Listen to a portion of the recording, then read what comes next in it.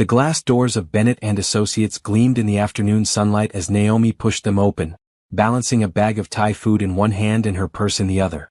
She smiled, imagining the surprise on Trevor's face when she showed up with his favorite lunch. After 8 years of marriage, she still loved doing little things to brighten his day. The lobby was impressive with its marble floors and modern furniture. Naomi approached the reception desk where a young woman with red hair typed on her computer. "Hi, I'm here to see Trevor Washington. I'm his wife." The receptionist looked up with a polite smile that quickly turned to confusion. "I'm sorry, what was the name again?" "Trevor Washington. He works here as a senior attorney." Naomi set the food bag on the counter, a small knot forming in her stomach. The woman's fingers flew across her keyboard, her eyebrows drawing together. "I don't see anyone by that name in our system. Are you sure he works at this location?" Naomi's heart began to pound. "This is Bennett and Associates, right? Downtown office." "Yes, but we don't have a Trevor Washington employed here. Let me check with the partners." The receptionist picked up her phone, but Naomi was already pulling out her cell phone with shaking hands. She scrolled through her photos until she found a recent picture of Trevor at a company barbecue. At least that's what he had told her it was. "Is this him?" Naomi turned her phone toward the receptionist. The woman leaned forward, studying the image. Her face changed, recognition flickering in her eyes. "Oh, that's Amanda's boyfriend. He comes here sometimes to pick her up. But he doesn't work here." The lobby tilted. Naomi gripped the edge of the desk to steady herself. "Amanda's boyfriend? Who is Amanda?" "She's a paralegal on the 3rd floor. They've been together for a while now. I've seen them leaving together many times." The receptionist's voice softened as she saw Naomi's face drain of color. "Are you okay? Do you need to sit down?" Naomi couldn't breathe. The marble floor seemed to ripple beneath her feet. 8 years. 8 years of marriage. Every morning, Trevor kissed her goodbye and said he was going to work. Every evening, he came home with stories about cases and clients and office drama. All lies. "How long?" Naomi whispered. "How long have you seen them together?" The receptionist bit her lip. "I've been working here for 2 years and they were already together when I started. I'm so sorry. I had no idea he was married." 2 years. At least 2 years. Naomi's mind raced backward through memories that now felt like someone else's life. 2 years ago, they had celebrated their 6th anniversary. Trevor had given her a diamond bracelet and told her she was the only woman he would ever love. 6 months before that, they had tried for a baby. She had cried every month when the test came back negative, and Trevor had held her and promised they would keep trying. All of it lies. Where is she? Naomi heard herself ask. Where is Amanda right now? I really shouldn't. The receptionist paused as her phone buzzed. She glanced at the screen. Actually, she just left for lunch. She and Trevor went to the cafe across the street. They go there every Tuesday. Every Tuesday. Naomi looked at the calendar on her phone. Tuesday. Today was Tuesday. The day she had decided to surprise her husband with lunch because she had the afternoon off from her accounting firm. The day she had almost canceled because a client meeting ran late. If she had canceled, she would have never known. Naomi grabbed the bag of food in her purse. Thank you for telling me the truth. Wait, are you going over there? Maybe you should. But Naomi was already walking toward the doors. Her legs moved automatically, carrying her across the street to the small cafe with its cheerful blue awning. Through the window she could see them. Trevor sat at a corner table, laughing at something the woman across from him was saying. She was blonde and petite, wearing a black dress that probably cost more than Naomi's entire work wardrobe. Amanda. Trevor reached across the table and took Amanda's hand. He lifted it to his lips and kissed her fingers. The same gesture he had made to Naomi just this morning before leaving for his fake job. Naomi stood frozen on the sidewalk, watching her husband live a completely different life. A life where she didn't exist. Where their marriage didn't exist. Where he was free to love someone else without consequence. She wanted to storm in there. Wanted to throw the bag of Thai food at his lying face. Wanted to scream and cry and demand answers. But something stopped her. Some instinct whispered that charging in would give him power. Would let him control the narrative. Would allow him to gaslight her or manipulate her or make her doubt what she was seeing with her own eyes. Instead, Naomi pulled out her phone and took a photograph. Then another. Trevor laughing. Amanda smiling. Their hands intertwined. Evidence. Her phone buzzed with a text from Nicole, her best friend since college. How did the surprise lunch go? Naomi's fingers trembled as she typed back. Can you meet me? No. I need you. Where are you? corner of 5th and Main. The coffee shop. On my way. Naomi walked 3 blocks to the coffee shop and sank into a chair by the window. She stared at the photographs on her phone, trying to make them make sense. Trying to reconcile the man in those pictures with the husband who had kissed her goodbye this morning. The husband who had promised to pick up groceries on his way home. The husband who had held her last night and told her he loved her. Who was Trevor Washington? Did she even know him at all? Nicole burst through the door 15 minutes later, her dark curls wild from running. She took one look at Naomi's face and slid into the chair across from her. What happened? Naomi handed her the phone without speaking. Nicole scrolled through the photographs, her expression darkening with each image. No. Naomi, no. This can't be real. I went to his office to surprise him with lunch. Naomi's voice sounded strange in her own ears, flat and disconnected. The receptionist said he doesn't work there. Said he comes there to see his girlfriend Amanda. I found them at lunch together.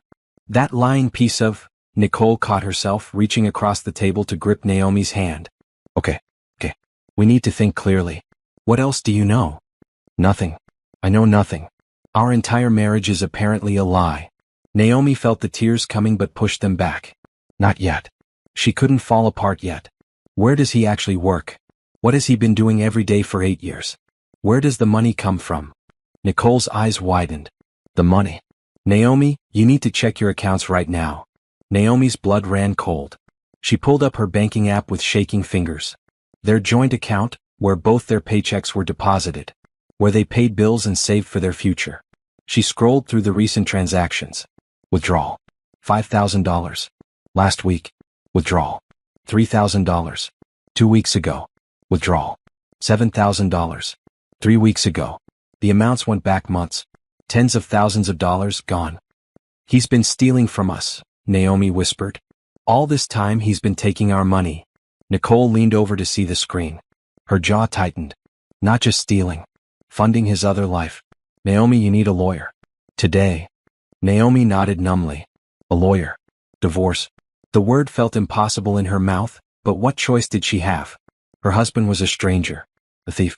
A liar who had built an entire existence separate from their marriage. But first, Nicole said firmly, you need to protect yourself. Don't confront him yet. Don't let him know you know. We need to get all the evidence first. I don't understand how this is happening, Naomi said. How could I not know? How could I live with someone for 8 years and not see this? Because you trusted him. Because you're a good person who doesn't assume the worst in people. Nicole squeezed her hand. But now you know. And now we make sure he pays for every single lie. Naomi looked at the photographs on her phone again. Trevor's smile. Amanda's laugh. The life they had built while destroying hers. Something hardened in her chest, replacing the shock with cold clarity. She had been a good wife. A faithful partner. She had supported Trevor's career, managed their home, and loved him without reservation. And he had repaid her with betrayal so complete it erased their entire history together. You're right, Naomi said quietly. We get evidence. We build a case. And then I make sure Trevor Washington regrets every lie he's ever told me. Nicole's smile was grim. That's my girl. Now let's figure out who your husband really is. Naomi sat in her home office that evening, staring at 8 years of financial records spread across her desk. Trevor wouldn't be home for another 2 hours. He never was on Tuesdays. Now she knew why. Nicole had helped her create a plan before they parted ways. Don't act different. Don't let him suspect. Gather information. Document everything. Naomi had agreed, though her hands had shook with rage and heartbreak the entire time. Now, alone in the house she had thought was their home, Naomi methodically went through every bank statement, every credit card bill, every receipt she could find. The pattern was worse than she had imagined. The withdrawals weren't random. They were strategic, timed to coincide with her business trips or late nights at her accounting firm. $5,000 the week she went to the conference in Chicago. $3,000 when she worked overtime during tax season. $7,000 when she visited her mother for a week. He had planned this. Calculated when she would be too busy or too far away to notice the missing money. Naomi pulled up their investment accounts. Her inheritance from her grandmother sat in a separate account that required both signatures for withdrawals. At least it was supposed to. She logged in with trembling fingers. The balance made her gasp. Her grandmother had left her $150,000 5 years ago. The account should have grown to nearly $200,000 with careful investing. It showed $42,000. No, Naomi whispered. No, no, no. She clicked through the transaction history. Withdrawal after withdrawal, each one showing her electronic signature. But she had never authorized these. Never even accessed this account except to check the quarterly statements. Trevor had forged her signature. Had stolen her inheritance. Had taken the money her grandmother had left to secure her future and used it to fund his affair. Naomi's phone rang. Nicole's name flashed on the screen. Did you find anything? Nicole asked. He stole my inheritance. Naomi's voice cracked. Over $100,000 from my grandmother. He forged my signature. Silence on the other end, then Nicole's sharp intake of breath. That's fraud. That's identity theft. Naomi, this isn't just a divorce anymore. This is criminal. I know. Naomi wiped her eyes angrily. She refused to cry. Not yet. What else could he be hiding? Where is he really working? How is he paying for all this? We need a private investigator, Nicole said. Someone who can follow him, find out the truth. I have a friend who used one during her custody battle. He's good and discreet. Set it up. Naomi clicked through more files on her computer. I'm going through his laptop now. He leaves it at home because he supposedly has a work computer. Be careful. Don't leave any trace that you've been looking. Naomi opened Trevor's email. He wasn't logged out, hadn't bothered with passwords at home. Why would he? His trusting wife would never snoop. The inbox was full of messages from Amanda. Naomi forced herself to read them chronologically, starting from 3 years ago. Can't wait to see you tonight. The apartment is perfect. 3 years. Not 2. 3 years of lies. Naomi clicked through to the apartment lease. A luxury building downtown, 2 bedrooms, monthly rent that was more than their mortgage. The lease was in Trevor's name only, paid through a credit card she had never seen. More emails revealed birthday gifts for Amanda. A trip to Paris last year when Trevor had told Naomi he was at a legal conference. Jewelry receipts. Restaurant bills from places Naomi had begged to try for their anniversary but Trevor had always said were too expensive.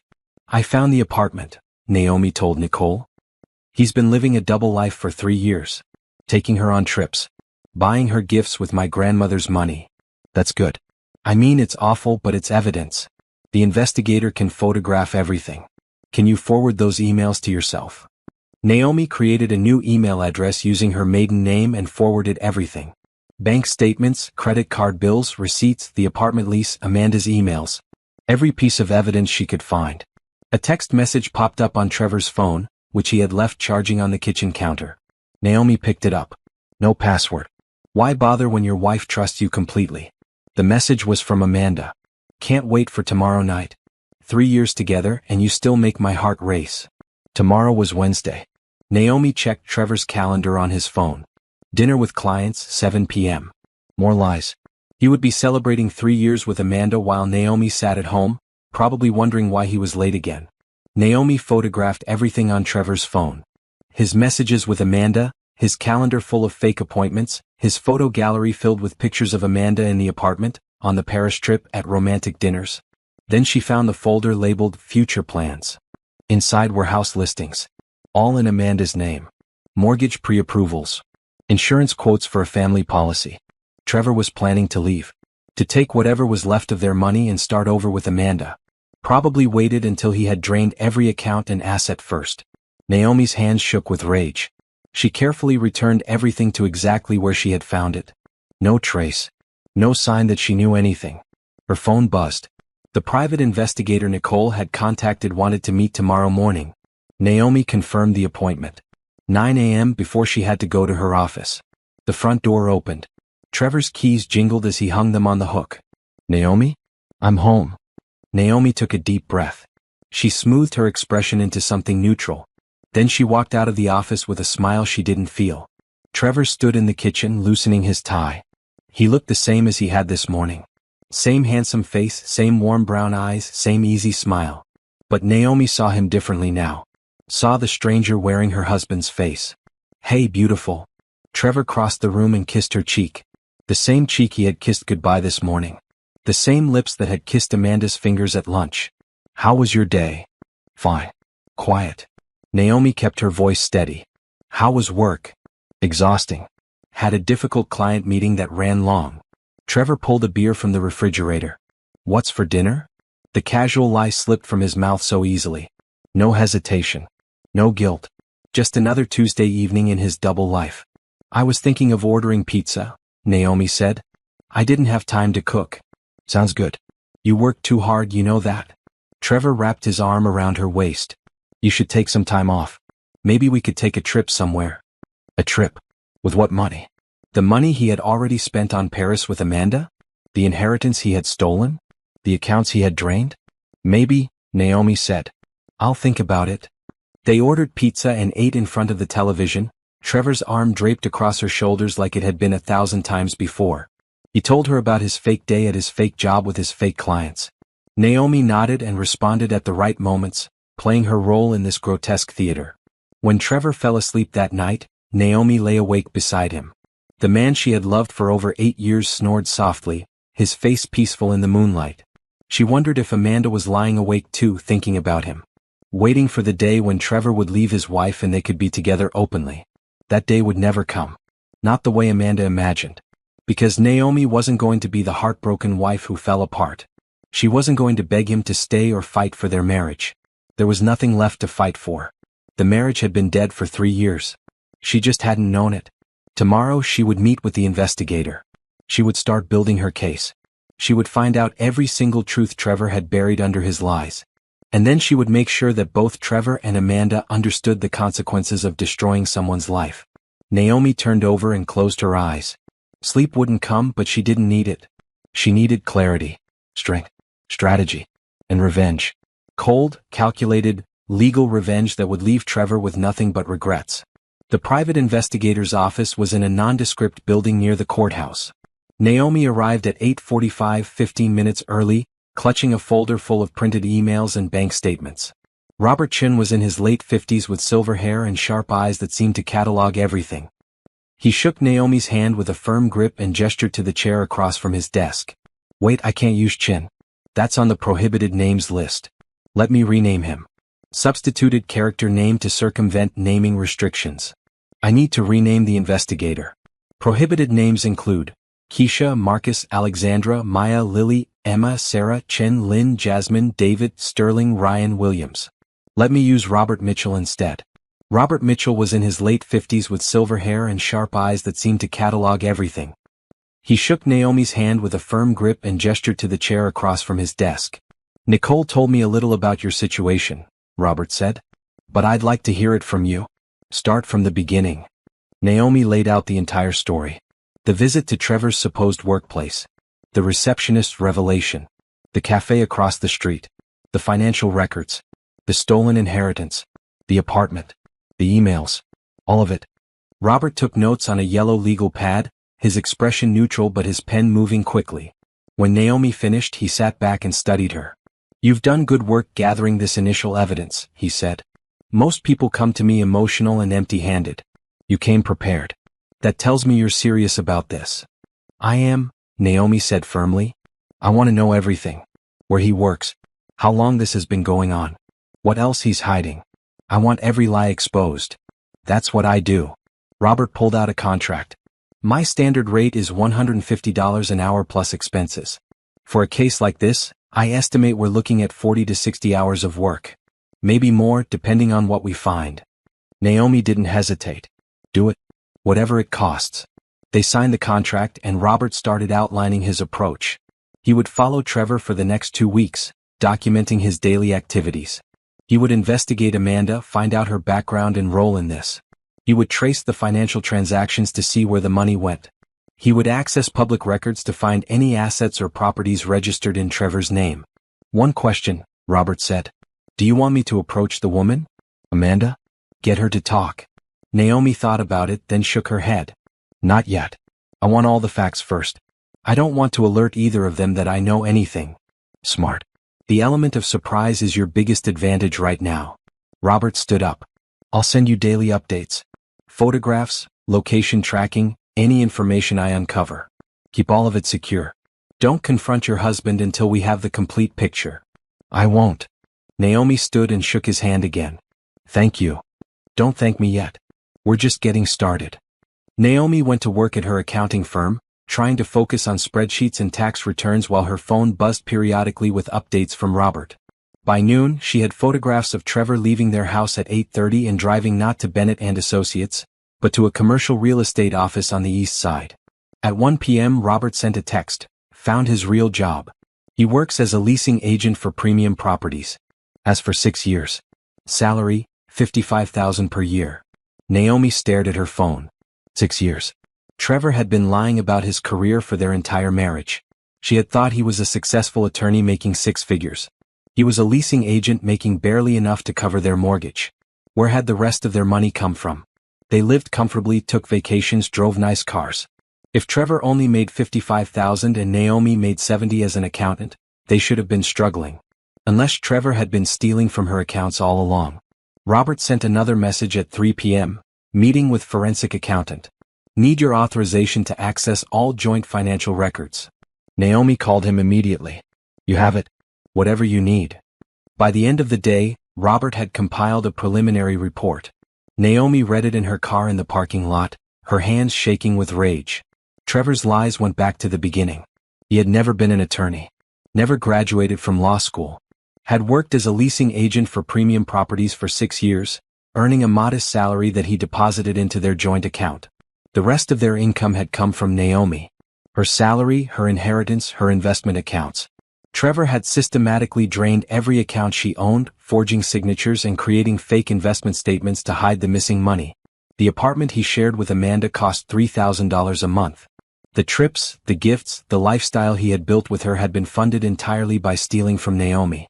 Total amount stolen over 3 years, $187,000. Naomi sat in her car and let the tears come. Not for Trevor. Not for their marriage. Those were already dead. She cried for the version of herself who had trusted him completely. Who had loved him without reservation. Who had planned a future that was never real. Then she wiped her eyes and called Robert back. I want criminal charges, she said. Fraud, embezzlement, identity theft, whatever you can make stick. I want him prosecuted. That's a different process, Robert warned. Are you sure? Criminal charges mean police reports, investigations, potential trial. It's public. I'm sure. He stole nearly $200,000 from me. That's not just a divorce issue. That's a crime. All right. I'll coordinate with the forensic accountant and prepare a complete report for the police. In the meantime, I'm still following him. There might be more. There was always more with Trevor. Every day Robert sent new revelations. Trevor had taken out credit cards in Naomi's name, running up $40,000 in debt. He had borrowed against their home equity without her knowledge. He had sold Naomi's car that she kept in storage, a classic her father had restored before he died, and pocketed the $15,000. Each discovery was another wound, another betrayal. But Naomi forced herself to read every report, study every photograph, absorb every painful detail. She needed to know the full scope of what Trevor had done. Needed ammunition for the battles ahead. A week into the investigation, Robert sent a message that made Naomi's blood run cold. Found something. Need to meet in person. Tonight if possible. They met at a quiet restaurant far from Naomi's neighborhood. Robert slid a folder across the table. Trevor and Amanda are planning to leave, he said quietly. I found emails discussing it. They're looking at houses in Arizona. Planning to move in 3 months. Naomi opened the folder. Inside were printouts of emails between Trevor and Amanda, discussing their future. A house with a pool. Jobs in Phoenix. Starting fresh where nobody knew them. And one email that made Naomi's stomach turn. Once I transfer the last of the accounts, we'll be set. Another month or 2 and we can disappear. She'll never find us. He's planning to clean you out completely and run, Robert said grimly. We need to move faster than I thought. Naomi nodded, her jaw tight. Then we move. Tomorrow, I'm meeting with a divorce attorney. I want to freeze all our accounts, file charges, and serve him with papers before he can take another dollar. I'll have the complete report ready by morning. Everything documented, photographed, and verified. The forensic accountant is finishing her analysis tonight. Robert paused. Naomi, this is going to get ugly. Are you prepared for that? Trevor made it ugly when he decided to steal from me and plan his escape. Naomi closed the folder and met Robert's eyes. I'm not the one who should be worried about ugly. He is. That night, Naomi couldn't sleep again. She lay in bed next to Trevor, watching him dream peacefully, and wondered what he was dreaming about. His future with Amanda? The life he was planning in Arizona? The money he thought was still hidden? In 3 months he had planned to disappear. To leave Naomi with nothing but debt and empty accounts. To start over as if their 8 years together had never existed. But Naomi wasn't going to let that happen. She had spent the last week gathering evidence, building her case and preparing for war. Tomorrow she would strike first. And Trevor would never see it coming. The law offices of Johnson and Associates occupied the 15th floor of a sleek glass building downtown. Patricia Johnson had a reputation as the toughest divorce attorney in the city, known for her aggressive strategies and refusal to back down. Naomi needed aggressive. She needed someone who wouldn't encourage reconciliation or suggest marriage counseling. She needed a fighter. Patricia was in her early 40s with dark skin, natural hair pulled back in a professional style, and eyes that assessed Naomi the moment she walked through the door. Nicole had recommended her, saying Patricia had helped her cousin through a brutal divorce where the husband tried to hide assets. "Ms. Washington," Patricia said, shaking Naomi's hand. "Nicole speaks highly of you. Please sit down and tell me what brings you here." Naomi laid out the entire situation again, this time with Robert's comprehensive report and the forensic accountant's analysis. Patricia listened without interrupting, taking notes on her tablet. When Naomi finished, Patricia sat back and studied her. "You've done excellent preliminary work. Most clients come to me emotional and unprepared. You came ready for battle." "This is a battle," Naomi said. "Trevor has stolen nearly $200,000 from me, forged my signatures, destroyed my credit, and is planning to disappear with his girlfriend in 3 months. I want everything. The house, the accounts, restitution for every dollar he stole. And I want him prosecuted." Patricia's smile was sharp. "Then we're going to get along very well. Let me outline what we're dealing with legally." She pulled up a document on her computer and turned the screen toward Naomi. "First, the divorce itself. Given the fraud and deception, we can file on grounds of adultery and financial misconduct. That strengthens your position significantly. Second, asset protection. We need to immediately freeze all joint accounts, revoke his access to your personal accounts, and put a hold on any credit cards or loans in your name. I'll file emergency motions with the court tomorrow. Third, the criminal case. The evidence you've gathered supports charges of fraud, embezzlement, identity theft, and forgery. I'll work with a criminal attorney to file the necessary reports with the police. Fourth, restitution. We're going to pursue full recovery of all stolen funds, plus damages for emotional distress, legal fees, and punitive damages. Given the scope of his deception, a judge will likely be sympathetic." Naomi listened to each point, feeling a sense of control returning for the first time in weeks. "How long will this take?" "The divorce itself, probably 6 to 8 months if it goes to trial. He'll likely contest everything once he realizes what he's facing. The criminal case could take longer, but we can use the civil proceedings to apply pressure." Patricia leaned forward. "Here's my strategy. We hit him with everything at once. Serve divorce papers, freeze the accounts, file criminal charges, and put a restraining order in place all on the same day. We don't give him time to hide more assets or manipulate the situation." "When?" Naomi asked. "Friday. 3 days from now. That gives me time to file all the necessary motions and coordinate with the police. It also means you have 3 more days to gather any additional evidence and prepare yourself emotionally." 3 days. Naomi thought about what that meant. 3 more days of pretending everything was normal. 3 more days of sleeping next to a man who was planning to rob her blind. 3 more days of acting like she didn't know her entire marriage was a lie. "I can do 3 days, Naomi said. Patricia nodded approvingly. "Good. During those 3 days I need you to do several things. First, make copies of everything. Documents, photographs, passwords, account numbers. Store them somewhere Trevor can't access them.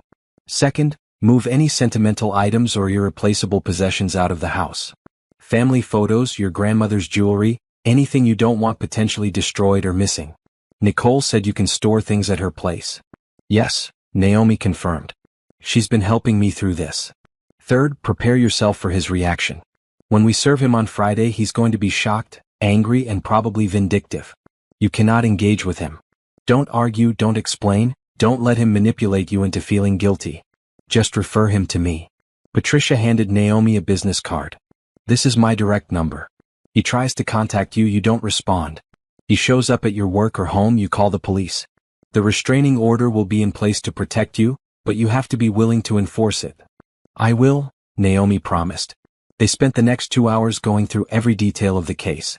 Patricia drafted the divorce petition, citing specific instances of adultery and financial abuse. She prepared motions to freeze accounts and secure Naomi's assets. She coordinated with Detective Raymond Torres, who would handle the criminal investigation. By the time Naomi left the law office, she had a complete legal strategy and a timeline for execution.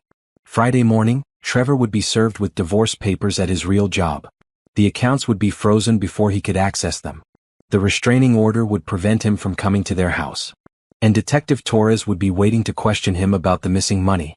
Naomi spent that evening moving her most precious belongings to Nicole's apartment.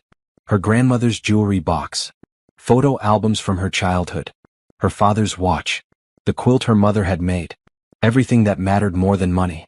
Wednesday, she met with the forensic accountant to review the final analysis.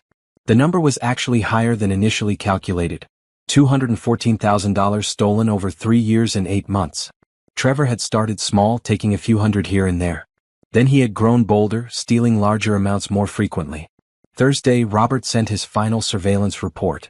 Trevor had been to the apartment with Amanda every day that week. They had gone shopping for furniture for their Arizona house. They had celebrated Amanda's promotion at work with champagne and dinner at the most expensive restaurant in town. All funded with Naomi's money. That night, Naomi packed a bag and moved in with Nicole. She couldn't spend one more night in that house, pretending to be the oblivious wife. Patricia had advised her to be gone before the papers were served, to protect herself from Trevor's reaction. "You ready for tomorrow?" Nicole asked as they sat in her living room that evening. Naomi thought about the question.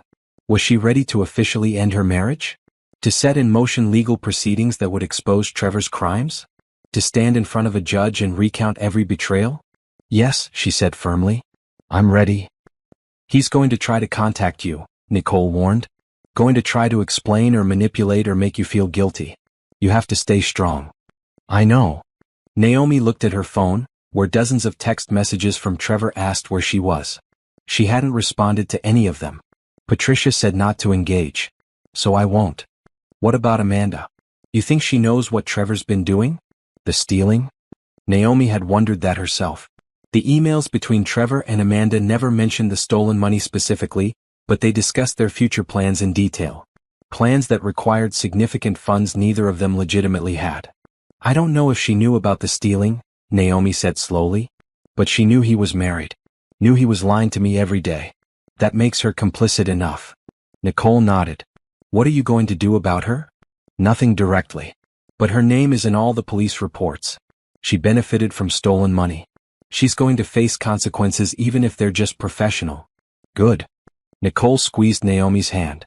"You deserve justice, Naomi. For all of it." That night, Naomi barely slept. She kept checking her phone, watching Trevor's messages grow more frantic. By midnight, he had called 15 times and sent 30 texts. "Where are you? Naomi, please answer me. I'm worried about you. Did something happen? Please come home." Lies. All lies. He wasn't worried about her. He was worried about losing control. About his plans falling apart. At 6 a.m., Naomi's phone rang. Patricia's number. "It's done," Patricia said. "The papers are being served at his office in 1 hour. The accounts are frozen. The restraining order is active. Detective Torres is on standby. Are you somewhere safe?" "I'm at Nicole's." "Good. Stay there. Don't go to work today. Don't go anywhere Trevor might look for you. Let him have his reaction without an audience." "Okay," Naomi agreed. She hung up and looked at Nicole, who had emerged from her bedroom in pajamas. "It's happening. They're serving him in an hour." Nicole made coffee while they waited. Neither of them spoke much. There was nothing left to say. Everything that could be prepared had been prepared.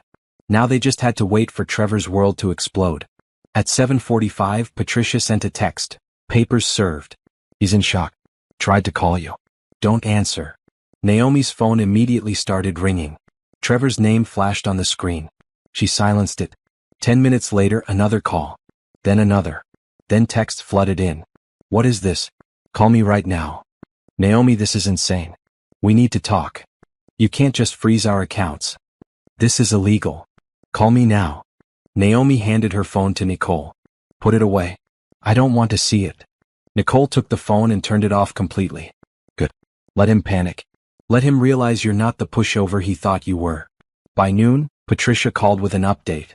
Detective Torres picked Trevor up for questioning. He denied everything at first, but the evidence is overwhelming. They're holding him for 72 hours while they build the case. What about Amanda? Naomi asked. Torres wants to question her too. She's been served with a subpoena. Her employer, Bennett and Associates, was notified about the situation. She's been suspended pending their internal investigation. Something fierce and satisfied bloomed in Naomi's chest. Good. There's one more thing, Patricia said. Trevor tried to access the accounts this morning. Found them frozen and went to the bank. They showed him the court order and refused to release any funds. He's effectively broke. What about the apartment? Lease is in his name, paid through the end of the month. After that, he'll have nowhere to go unless Amanda supports him. Naomi thought about that. Trevor and Amanda, suddenly facing the real consequences of their choices. No stolen money to fund their fantasy life. No escape to Arizona. No happy ending. Just reality, cold and unforgiving. Thank you, Patricia, Naomi said. For everything. We're just getting started, Patricia replied. This was the easy part. Now comes the real fight. Naomi hung up and looked at Nicole. For the first time in weeks she felt like she could breathe. Like the weight crushing her chest had lifted slightly. Trevor was in custody. The accounts were frozen. The truth was coming out. She had taken the first step toward reclaiming her life. And she wasn't going to stop until she had rebuilt everything he had destroyed. The preliminary hearing was scheduled for Monday morning. Naomi wore a navy blue suit and sat beside Patricia in the courtroom, her hands folded calmly in her lap despite the chaos raging inside her chest. Trevor sat on the opposite side of the courtroom with a public defender, looking haggard and desperate. He kept trying to catch Naomi's eye, but she stared straight ahead, refusing to acknowledge him. Judge Richardson presided, a stern woman in her 60s with silver hair and reading glasses perched on her nose. She reviewed the motions before her with careful attention. This is a motion to maintain asset freeze and restraining order in the matter of Washington versus Washington, Judge Richardson said. I've reviewed the evidence submitted by the plaintiff. Mr. Washington, your attorney may present your counterargument. The public defender stood, a young man who looked overwhelmed by the stack of evidence against his client. Your Honor, my client maintains that there has been a misunderstanding. The accounts in question were joint accounts, and he had every right to access them. The allegations of fraud and theft are exaggerated. Judge Richardson looked over her glasses at him. Exaggerated? The forensic analysis shows $214,000 transferred without the plaintiff's knowledge or consent.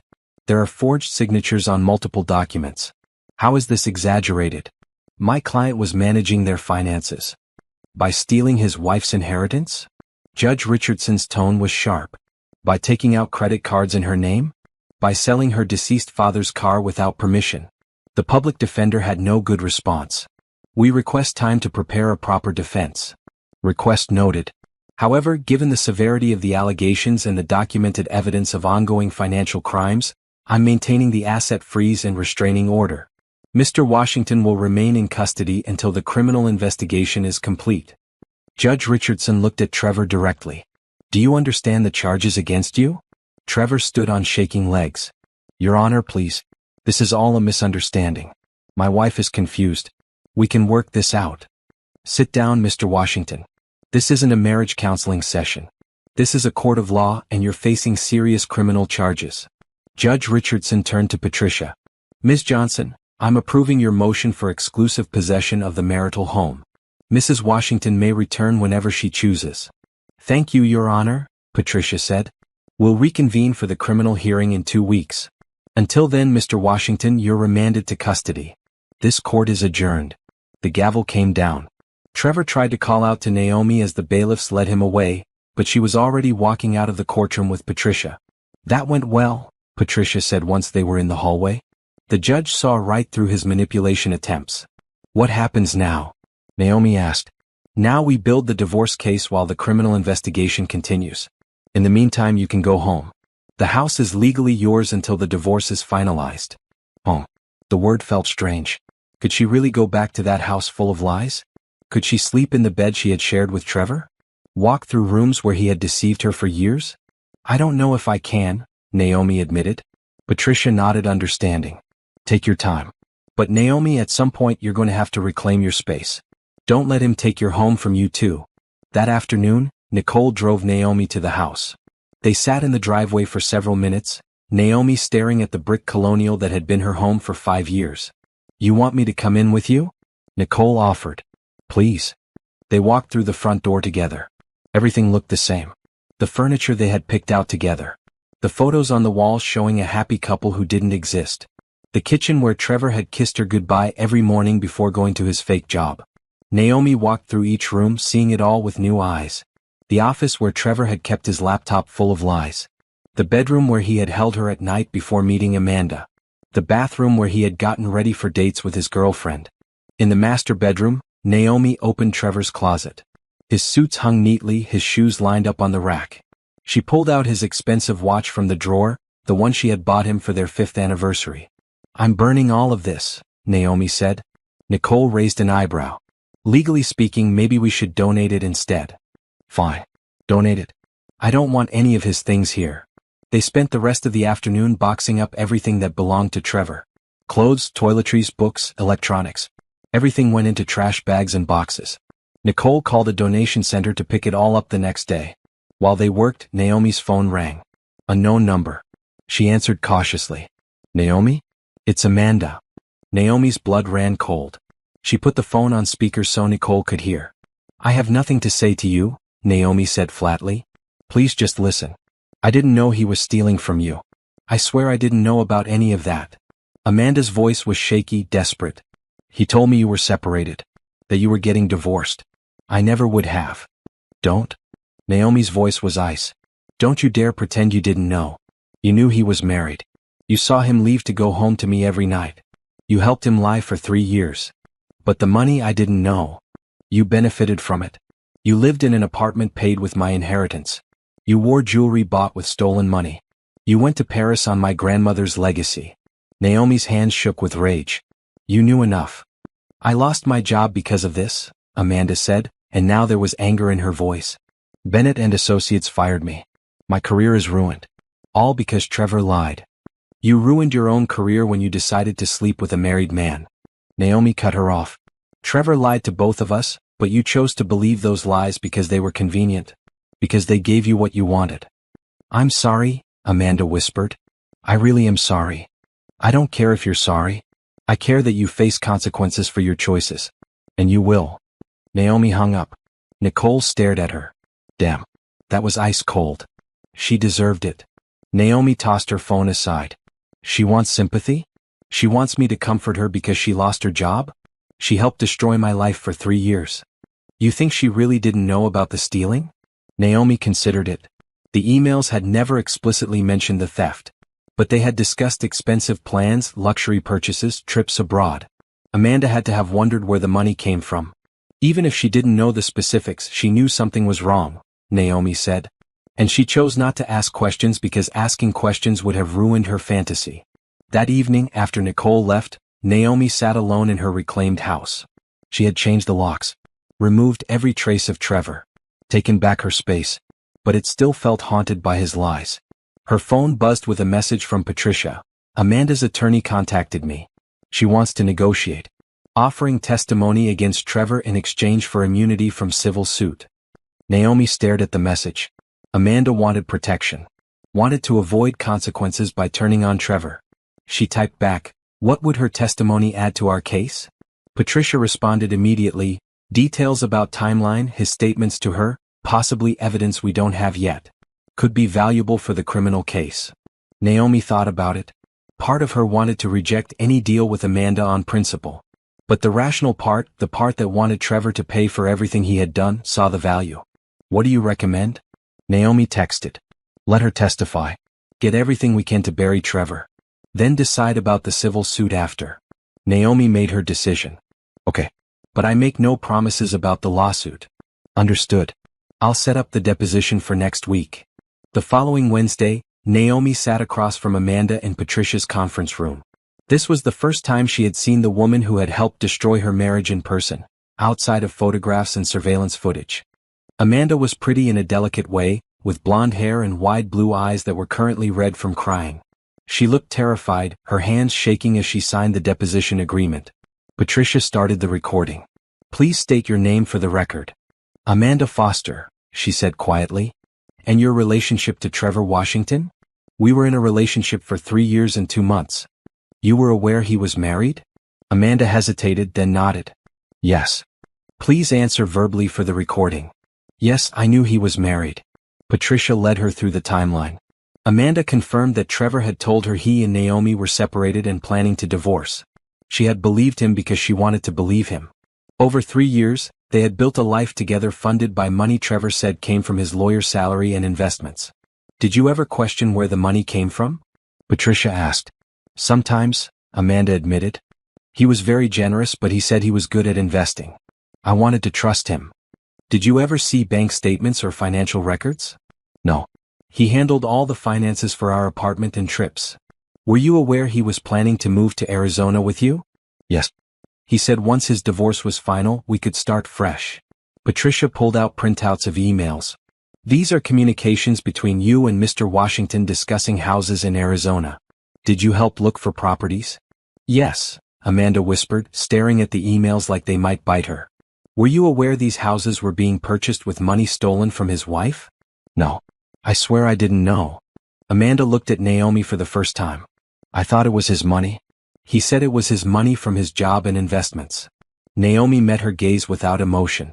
She didn't believe Amanda was completely innocent, but she did believe Amanda hadn't known about the theft. Amanda had been willfully blind, choosing comfort over truth. "What happened when you found out?" Patricia continued. "I confronted him. He admitted he had been lying about the divorce. Said you refused to let him go, that you were holding him hostage financially." Amanda's voice broke. "He made it sound like you were the villain. And you believed him?" "I wanted to. I loved him." Amanda wiped her eyes. "But then I got the subpoena. Then I read the police report. Then I saw all the evidence. And I realized he had been lying to both of us." Patricia made notes. "Are you willing to testify to all of this in court?" "Yes. I'll tell them everything I know." The deposition continued for 2 more hours. Amanda provided details about Trevor's spending habits, his lies, his manipulation tactics. She confirmed dates and locations, corroborating Robert's surveillance reports. By the end, Patricia had enough testimony to significantly strengthen the criminal case against Trevor. When it was over, Amanda stood on shaking legs. She looked at Naomi one more time. "I really am sorry. For all of it." Naomi stood too. She wanted to rage at this woman. Wanted to list every way Amanda had contributed to the destruction of her life. But looking at Amanda now, jobless, heartbroken, facing her own consequences, Naomi felt nothing but cold satisfaction. "You should be sorry," Naomi said quietly. "But your apology doesn't change anything. You made choices. Now you live with them." Amanda nodded and left the conference room, her shoulders hunched with shame. Patricia looked at Naomi with respect. That took strength. Most people would have screamed at her. "Screaming would give her too much power," Naomi said. "She doesn't deserve my anger. She deserves to be forgotten." As Naomi drove home that evening, she felt something shift inside her. The rage that had sustained her through the last few weeks was transforming into something else. Something colder and more purposeful. She wasn't interested in revenge anymore. She was interested in justice. And justice meant making sure Trevor faced every consequence he had earned. The divorce trial began on a cold November morning. Naomi sat beside Patricia at the plaintiff's table, wearing a charcoal gray suit that Nicole had helped her pick out. Professional, confident, unshakable. Trevor sat across the courtroom with his attorney, a sharp woman named Caroline Brooks who specialized in defending difficult cases. Brooks had replaced the public defender once Trevor's parents had scraped together money for private counsel. Judge Richardson presided again, her expression impassive as she reviewed the case files before her. "This is Washington versus Washington, petition for divorce with allegations of adultery and financial misconduct. Ms. Johnson, you may begin." Patricia stood and presented the case methodically. She entered into evidence the forensic accountant's report showing the stolen funds. She presented Robert's surveillance photographs showing Trevor and Amanda together. She submitted the forged signatures and fraudulent loan documents. Each piece of evidence was another nail in Trevor's defense. When it was time for testimony, Naomi took the stand. She had practiced this with Patricia dozens of times, but her heart still raced as she placed her hand on the Bible and swore to tell the truth. Patricia led her through the chronology. The 8-year marriage. The discovery at Trevor's supposed workplace. The financial investigation. The systematic theft. The planned abandonment. Mrs. Washington, can you describe how you felt when you discovered your husband's deception? Patricia asked. Devastated, Naomi said clearly. Not just because of the affair, but because everything I thought I knew about my life was a lie. My husband's job, our financial situation, our future plans, none of it was real. Did you have any indication before that day that something was wrong? No. Trevor was careful. He maintained the lie perfectly. I trusted him completely. Patricia entered more evidence.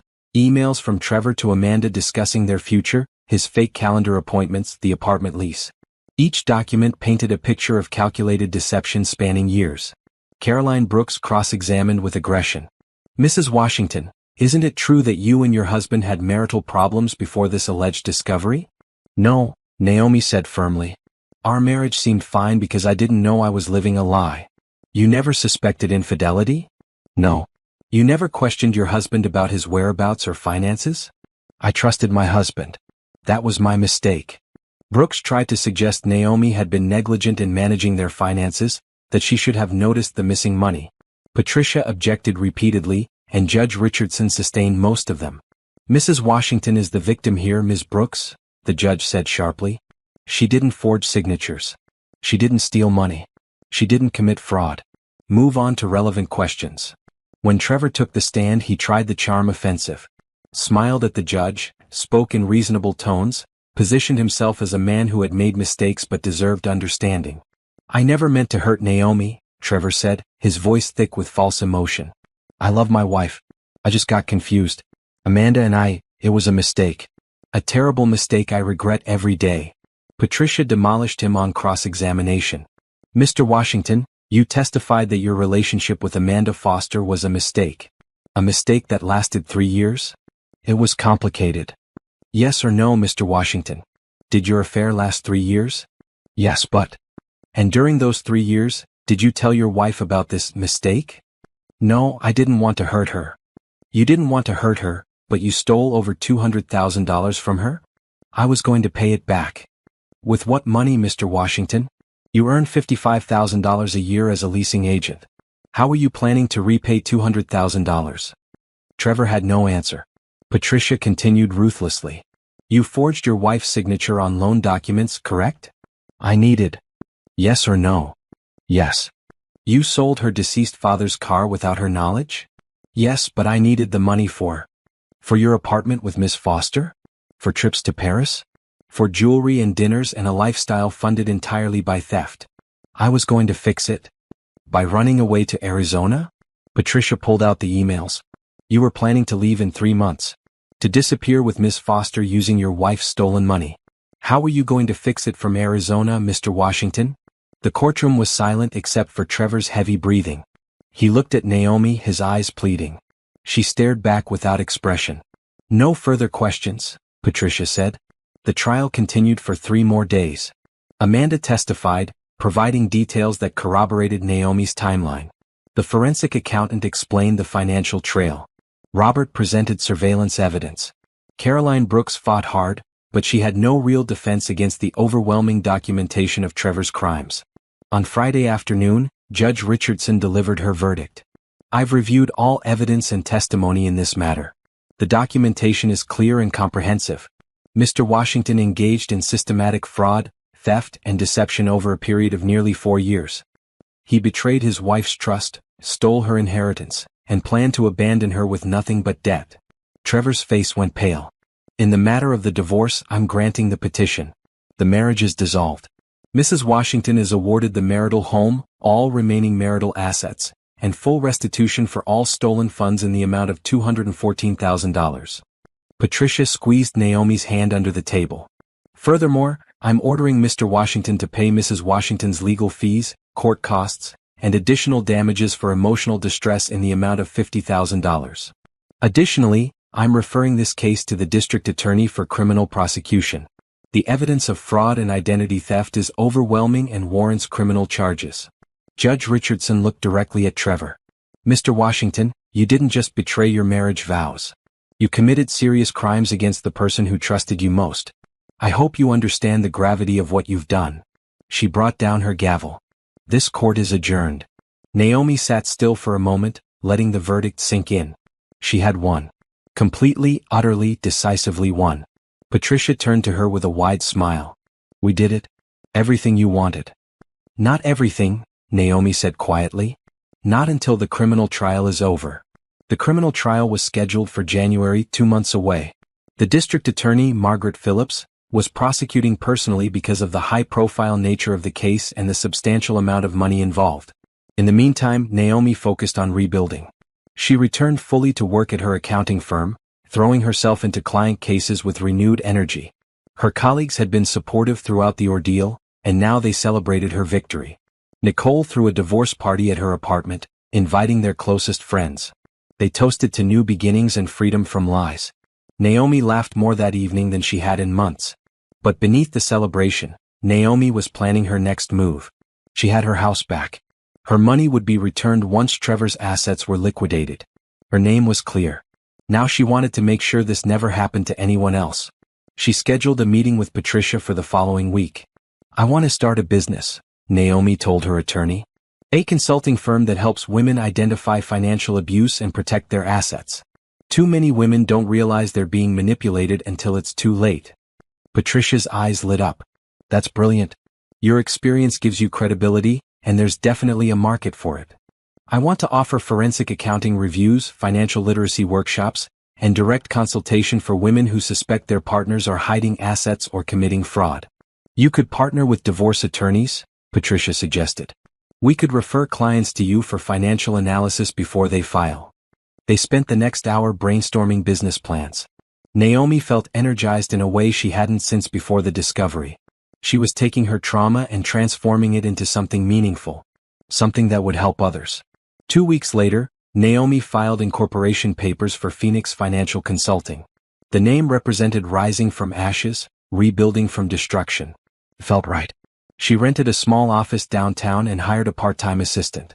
Her first client was a referral from Patricia, a woman who suspected her husband was hiding money in offshore accounts.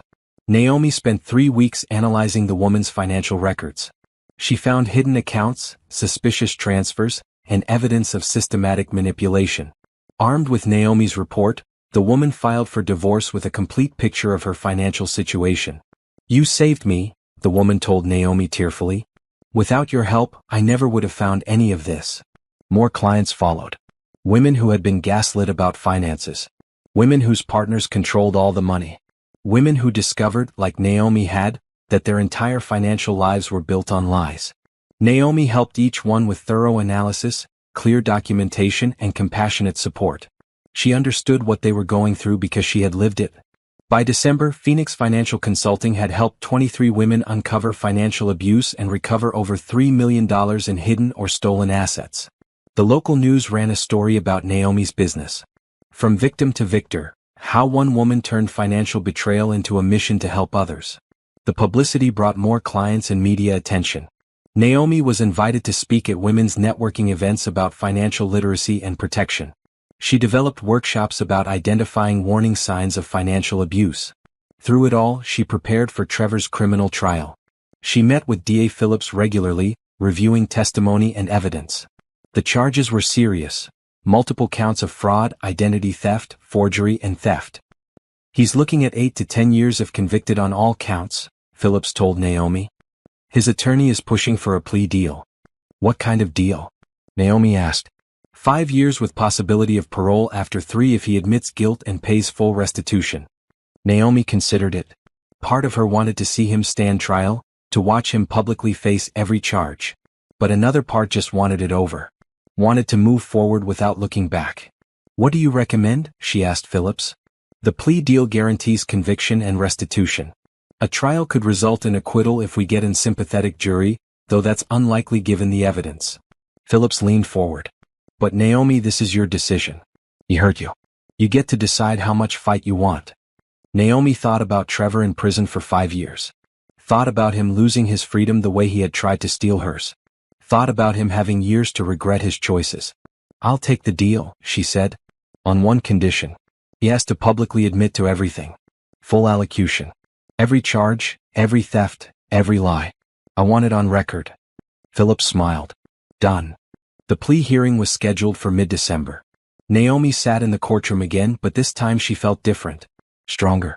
No longer a victim waiting for justice, but a survivor who had already moved on. Trevor stood before the judge and read his allocution. I, Trevor Washington, plead guilty to 8 counts of fraud, 4 counts of identity theft, 6 counts of forgery, and 1 count of theft over $100,000. I stole money from my wife Naomi Washington. I forged her signatures. I betrayed her trust. I accept full responsibility for my actions. His voice cracked on the last sentence. Naomi felt nothing. Judge Richardson accepted the plea and imposed the sentence. 5 years in state prison. Full restitution to Naomi. No contact order permanent. As the bailiffs led Trevor away, he looked at Naomi one last time. She saw regret in his eyes. Maybe even genuine remorse. Too little too late. Naomi walked out of the courthouse into the winter sunshine with Patricia beside her. It's over, Patricia said. You won everything. No, Naomi corrected her. I survived everything. And now I'm building something better. Naomi listed them clearly. A partner who controls all the finances.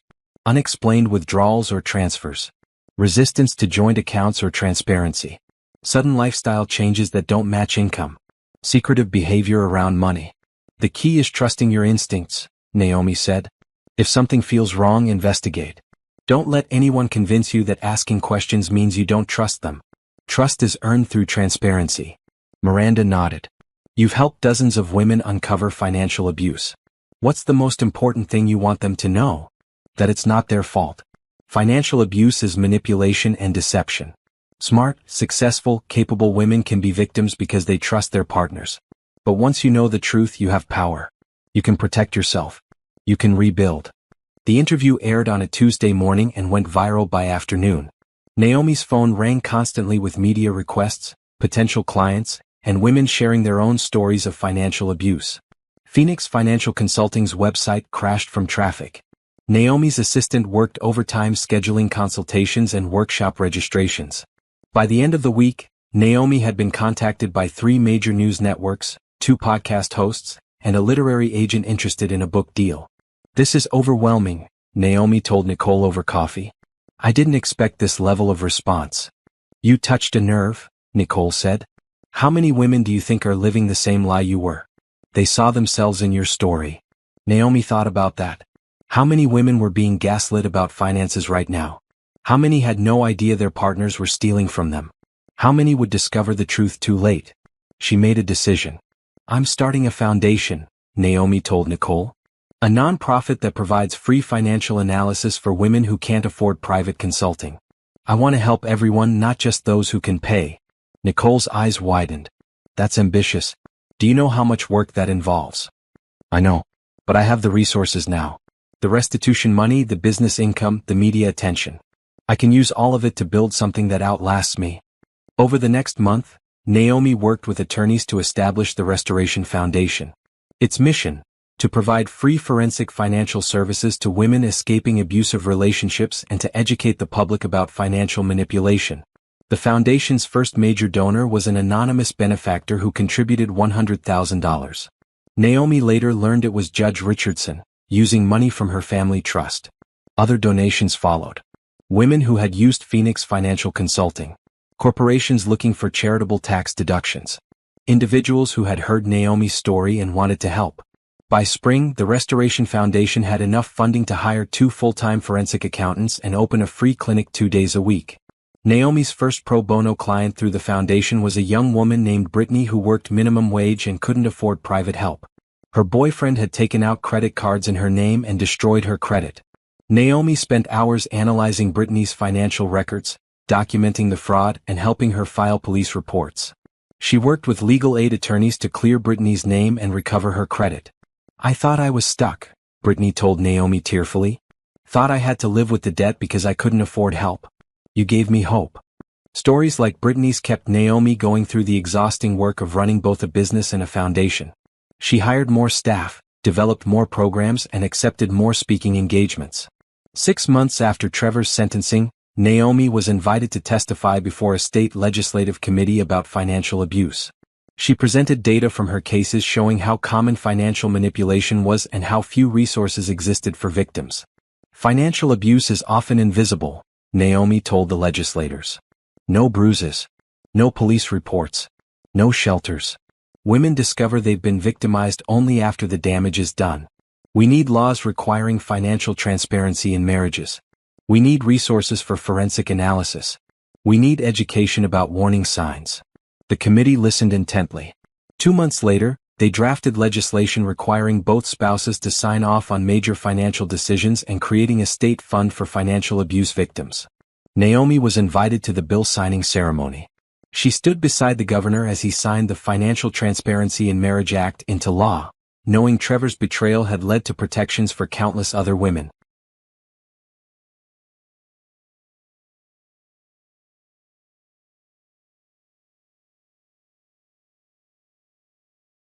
Meanwhile, the consequences of the scandal continued to ripple through Trevor and Amanda's lives. Amanda had moved to another city trying to rebuild her legal career. But the suspension from Bennett and Associates followed her. Firms ran background checks. They found the fraud case. They saw her testimony about the affair. Nobody wanted to hire a paralegal with that kind of baggage. Amanda eventually gave up on legal work and took a job as a secretary at a small insurance agency. Her dream of becoming an attorney died with her reputation. Trevor, in prison, had time to reflect on his choices. Naomi knew this because he wrote her letters. She never opened them. Her attorney reviewed them to ensure they didn't violate the no-contact order, then filed them away. Patricia told her the letters were full of apologies and self-pity. Trevor claimed he had been confused, that he had loved both women, that he had made terrible mistakes but deserved forgiveness.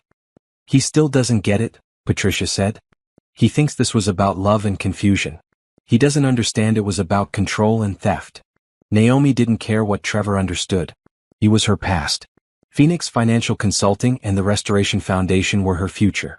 1 year after the discovery that had shattered her world, Naomi stood at a podium before 300 women at a financial empowerment conference. She had been asked to give the keynote speech. 1 year ago, I learned that my marriage was a lie, Naomi began. My husband had betrayed me in every possible way. He had stolen my money, my trust, and nearly my future. I had a choice in that moment. I could let his betrayal define me, or I could define myself through how I responded. She looked out at the audience, women of all ages, all backgrounds, all facing their own financial challenges. I chose to rise. I chose to learn. I chose to help others. And in doing so, I discovered something important. Betrayal can destroy a relationship, but it doesn't have to destroy you. Pain can be transformed into purpose. Loss can become legacy. The audience gave her a standing ovation. After the speech, dozens of women approached Naomi with their stories. Women who had been where she was. Women who were currently discovering lies. Women who wanted to protect themselves before it happened. Naomi listened to each one, offered advice, and handed out business cards for Phoenix Financial Consulting and the Restoration Foundation. That evening, Nicole took her to dinner to celebrate. You've come so far, Nicole said, raising her wine glass. From the woman crying in the coffee shop to the keynote speaker at a major conference. I'm proud of you. I'm proud of me too, Naomi admitted. I never thought I could do any of this. I thought I needed Trevor. Turns out I was always strong enough on my own. More than strong enough, Nicole agreed. You're thriving. Naomi thought about that word. Thriving. It felt accurate. Her business was successful. Her foundation was helping women. Her speaking career was growing. She had found purpose in her pain. The only thing missing was personal happiness. Romantic love. But that would come in time. For now, Naomi was content with the life she had built. The friendships she had strengthened. The women she had helped. The impact she was making. Trevor had tried to destroy her. Instead, he had forged her into something stronger. And that was the best revenge of all. Spring brought new growth, literal and metaphorical. Naomi stood in her new office space, watching workers install shelving and paint walls the calming shade of blue she had selected. Phoenix Financial Consulting was expanding, moving from the small rental to a proper suite with space for her growing team. She had hired 2 more forensic accountants and a full-time victim advocate who helped clients navigate the emotional trauma alongside the financial recovery. The waiting list for consultations stretched 6 weeks out. The Restoration Foundation had grown too. They had helped 83 women in 6 months, recovering over $4 million in hidden or stolen assets. Local news covered their anniversary celebration, showcasing women whose lives had been transformed by their services. But the most significant change was internal. Naomi felt different, stronger, more confident in her own judgment and capabilities than she had ever been, even before Trevor. "You're glowing," Nicole observed during their weekly coffee date. "Seriously? You look happier than I've seen you in years." "I feel happy," Naomi admitted. "Is that strange? Given everything?" "No. It's healing. It's what happens when you stop defining yourself by someone else's betrayal and start defining yourself by your own strength." Naomi smiled. "When did you become so wise?" "I've always been wise. You just weren't ready to hear it before." Nicole leaned forward conspiratorially. "So, speaking of healing, when are you going to start dating again?" Naomi laughed. "I don't know. I'm not sure I'm ready. It's been over a year since the discovery. 6 months since the divorce was final. You're allowed to move on." "I know. But dating feels complicated. How do I trust someone again? How do I know they're being honest about who they are?" "You can't know for certain. That's the risk of any relationship." Nicole stirred her latte thoughtfully. "But you're smarter now. You know warning signs. You know how to protect yourself. And more importantly, you know your own worth. You won't settle for less than you deserve." Naomi considered that. She had dated a little in college before meeting Trevor, but nothing serious. Trevor had been her first real relationship, her first love, her first everything. Starting over at 34 felt daunting. "I'm just focused on the business right now," Naomi said. "Romance can wait." But the universe had other plans. 2 weeks later, Naomi was invited to speak at a fundraiser for a domestic violence shelter. The event was at an upscale hotel downtown, with a silent auction and dinner followed by presentations from various nonprofits. Naomi mingled during the cocktail hour, discussing her foundation's work with potential donors. That's when she noticed him. He was tall, with dark brown skin, close-cropped hair, and an easy smile that reached his eyes. He wore a tailored navy suit and was deep in conversation with the shelter director, listening intently to whatever she was saying. Naomi found herself watching him more than she should. The way he engaged in conversation. The genuine interest in his expression. The warmth in his laugh. She was so focused on him that she didn't notice when he finished his conversation and approached her table. "Naomi Washington?" He extended his hand. "I'm Jonathan Hayes. I heard your speech at the Financial Empowerment Conference last month. It was inspiring." Naomi shook his hand, trying not to notice how warm and strong his grip was. "Thank you. That's kind of you to say." "I mean it. Your foundation is doing important work." Jonathan gestured to the auction tables. "I actually bid on a consultation package you donated, hoping I win so I can learn more about what you do." "You don't need to win an auction for that. I'm happy to talk about the foundation." They found a quiet corner and talked for the next hour. Jonathan was an architect who specialized in designing affordable housing. He had his own firm and was passionate about creating safe, beautiful spaces for low-income families. "There's a lot of overlap in our missions," Jonathan said. "You're helping women protect their financial stability. I'm helping families access stable housing. Both are about security and dignity."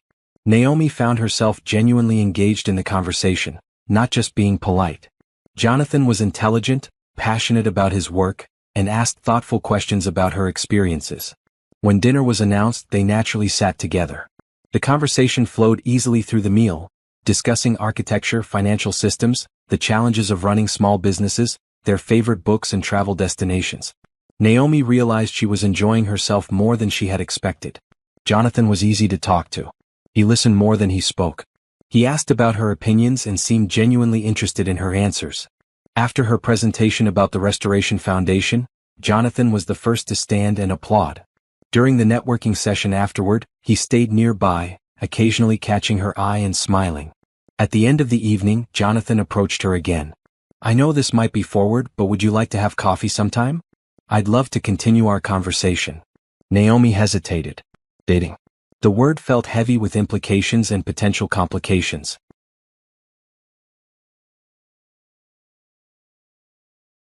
But looking at Jonathan, his hopeful expression, his patient waiting, his respect for her answer whatever it might be, she felt something shift. "I'd like that," she heard herself say. They exchanged numbers. Jonathan texted the next day with a simple message. "Coffee Saturday at 10? There's a great place near the park if you like walking." Naomi stared at the text for several minutes before responding. Sounds perfect. Saturday arrived with sunny skies and Naomi's nerves. Nicole helped her pick out a casual outfit. Jeans, a soft green sweater, comfortable walking shoes. Just be yourself, Nicole advised. If he likes you, great. If not, you're still amazing and complete on your own. When did you become a dating coach? When my best friend started glowing over an architect she met at a fundraiser. Nicole hugged her. Go. Have fun. You deserve this. Jonathan was waiting outside the coffee shop when Naomi arrived. He smiled when he saw her, and Naomi felt her anxiety ease slightly. They ordered coffee and walked through the nearby park. The conversation picked up where it had left off at the fundraiser. Easy, natural, engaging. Can I ask you something personal? Jonathan said as they paused by a fountain. Sure. I heard about what happened with your ex-husband. The trial was in the news. I wanted you to know I'm not coming into this blind. I understand if you're cautious about trusting people. Naomi appreciated his directness. I'm cautious. Trevor lied about everything for years. That does something to you. I imagine it does. Jonathan's expression was serious. For what it's worth, I believe in radical honesty in relationships. I'd rather have an uncomfortable truth than a comfortable lie. That's refreshing to hear. I'm divorced too, Jonathan admitted. 3 years ago. My ex-wife and I wanted different things. She wanted to move to New York for her career. I wanted to stay here and build my firm. We tried to make it work long distance, but it didn't. We ended things amicably. Do you still talk to her? Occasionally. We're not close, but we're not enemies either. We just wanted different lives. He paused. I learned from that relationship that honesty about what you want is crucial. Pretending or compromising on fundamental things just delays the inevitable. They walked for another hour, sharing more about their lives, their families, their dreams. Jonathan told her about growing up in a family of builders and developing a passion for architecture that served communities. Naomi talked about her grandmother's influence and how losing her inheritance to Trevor's theft had felt like losing that connection twice. But you turned it into something positive, Jonathan said. Your foundation honors her memory better than money in an account ever could. The date ended with Jonathan walking Naomi to her car. No pressure for a kiss, just a warm goodbye and a request to see her again. I'd like that, Naomi said honestly. They fell into a pattern of regular dates over the next month. Coffee on Saturdays. Dinner on Wednesdays. A museum visit. A concert. A cooking class where they both failed spectacularly at making pasta. Jonathan was patient with Naomi's caution. When she hesitated to share something personal, he didn't push. When she needed space to process her feelings, he gave it without making her feel guilty. I like him, Nicole declared after hearing about the fourth date. He sounds emotionally mature and respectful. He is, Naomi agreed. But I keep waiting for the other shoe to drop. For some secret to emerge. That's trauma talking. Not everyone is Trevor. Naomi knew Nicole was right, but the fear lingered. She found herself analyzing Jonathan's words for inconsistencies, checking his stories for lies, looking for red flags that might not exist. After their 7th date, Jonathan gently addressed it. They were having dinner at his place, a converted loft in a renovated warehouse that he had designed himself. The space was warm and modern with exposed brick, high ceilings, and huge windows overlooking the river. Can I say something that might be uncomfortable? Jonathan asked as they cleared dishes. Naomi tensed. Okay. I notice you fact-checking things I tell you. Verifying my stories. Looking for contradictions. He said it kindly without accusation. I understand why, given what you've been through. But I want you to know that I'm being completely honest with you. Always have been. Naomi felt her cheeks heat with embarrassment. I'm sorry. I don't mean to. Don't apologize. Your caution makes sense. I just want you to know that I'm not offended by it. Take all the time you need to trust me. I'm not going anywhere.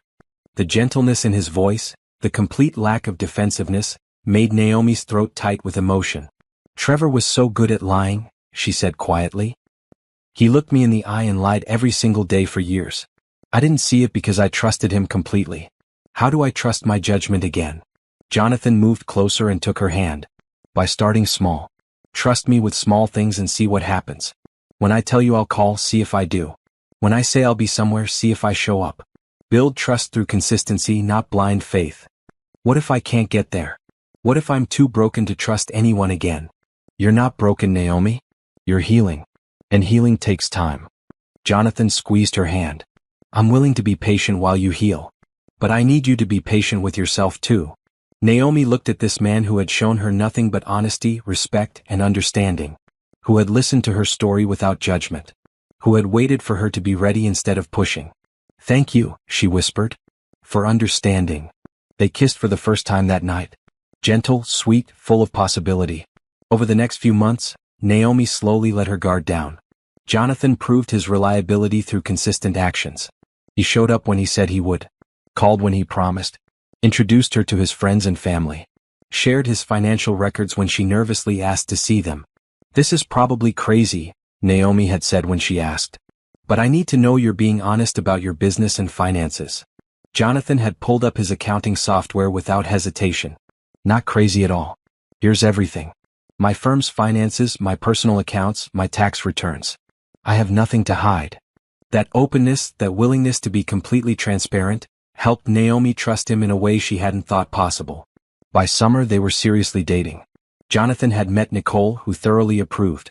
Naomi had met Jonathan's family, his parents, 2 sisters and nephew, and felt welcomed immediately. "You make Jonathan happy," his mother told Naomi at a family barbecue. "I can see it in his eyes when he looks at you." Naomi saw it too. Jonathan looked at her with genuine affection, admiration, and respect. Not possession or control. Not manipulation or deception. Just honest emotion. It was terrifying and wonderful at the same time. One evening, sitting on Jonathan's balcony watching the sunset over the river, Naomi felt something settle in her chest. This contentment. The bone-deep certainty that she was exactly where she was supposed to be. "What are you thinking?" Jonathan asked, his arm around her shoulders. "That I'm happy," Naomi said. "Genuinely, completely happy." "Good. You deserve to be happy. So do you." They sat in comfortable silence, watching the sky turn pink and gold. Naomi thought about where she had been a year and a half ago, devastated, betrayed, her world shattered. She thought about where she was now, successful business owner, foundation director, keynote speaker, and woman in a healthy relationship with a good man. The journey from one to the other had been painful and difficult. But it had also been necessary. She had learned her worth, discovered her strength, built something meaningful from her pain. And now, finally, she was allowing herself to be happy again. Not despite what Trevor had done to her, but because of what she had done for herself afterward. She had risen from the ashes. And she was still rising. 18 months after discovering Trevor's betrayal, Naomi sat in a television studio in New York City. The producers of a national morning show wanted to do a follow-up segment on her story, focusing on the success of Phoenix Financial Consulting and the Restoration Foundation. "You've helped over 200 women recover more than $12 million in hidden or stolen assets," the host said, reading from her notes with amazement. "That's extraordinary." "The need is extraordinary," Naomi responded. "Financial abuse is far more common than people realize. We're just scratching the surface." The segment aired the following morning, reaching millions of viewers. Naomi's phone exploded with messages, media requests, potential clients, women sharing their stories, and donors wanting to support the foundation. One message stood out. It was from a literary agent in Los Angeles. "I saw your interview. Your story needs to be a book. Would you be interested in discussing a book deal?" Naomi called the agent that afternoon. Within a week, she had an offer from a major publisher for a book tentatively titled Rising Phoenix: How I Turned Financial Betrayal into Empowerment. The advance was substantial, enough to expand the foundation significantly and hire more staff for Phoenix Financial Consulting. Naomi spent her evenings and weekends writing, pouring her experience into chapters that balanced personal narrative with practical advice. She detailed the warning signs of financial abuse, steps for protection, legal resources, and emotional recovery strategies. Nicole helped her edit, offering feedback on tone and clarity. "This is going to help so many women," Nicole said, reading a draft chapter. "You're giving them hope and practical tools." Jonathan supported her through the intense writing process, bringing her dinner when she worked late and listening to her read chapters aloud to test the flow. "You're going to change lives with this book," Jonathan told her one evening. "Already have changed lives. But this will reach women who might never find your foundation or consulting business." The book was scheduled for publication in 6 months. The publisher planned a national book tour with events in 15 major cities. Meanwhile, Phoenix Financial Consulting continued to thrive. Naomi had expanded to a team of 8, 5 forensic accountants, 2 victim advocates, and an office manager. They had moved to an even larger office space with conference rooms for client meetings and workshops. The Restoration Foundation secured a major grant from a national women's organization, allowing them to open satellite offices in 3 additional cities. Each office was staffed with local forensic accountants who provided free services to women in need. Naomi hired Brittany, the young woman who had been her first pro bono client, as the foundation's client coordinator.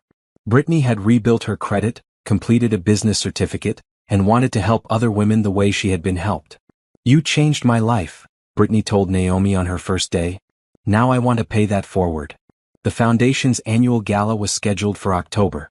It had grown from a small fundraiser to a major event with 300 attendees, including local politicians, business leaders, and media personalities. Naomi stood at the podium in a deep emerald gown, looking out at the crowd. 2 years ago, she had been crying in a coffee shop, her world shattered.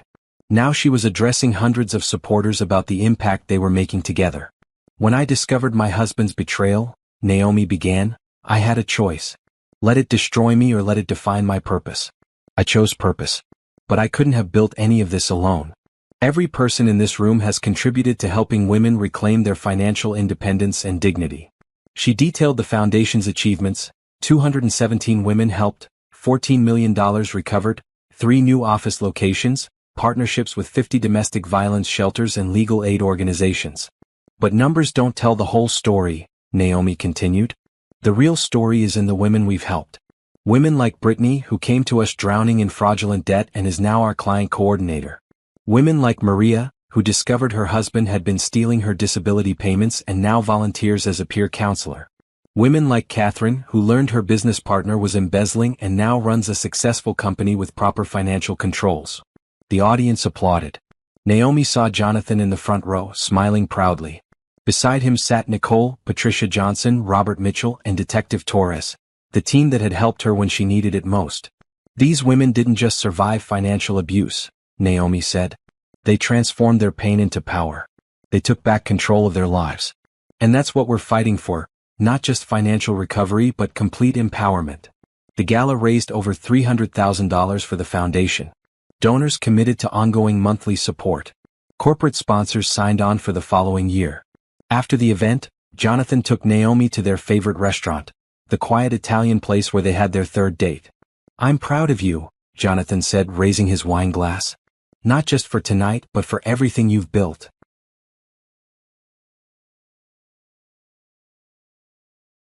"I couldn't have done it without support," Naomi said. "Nicole, Patricia, you. All the people who believed in me when I was at my lowest. You would have found a way even without us. That's who you are. A survivor who becomes a warrior."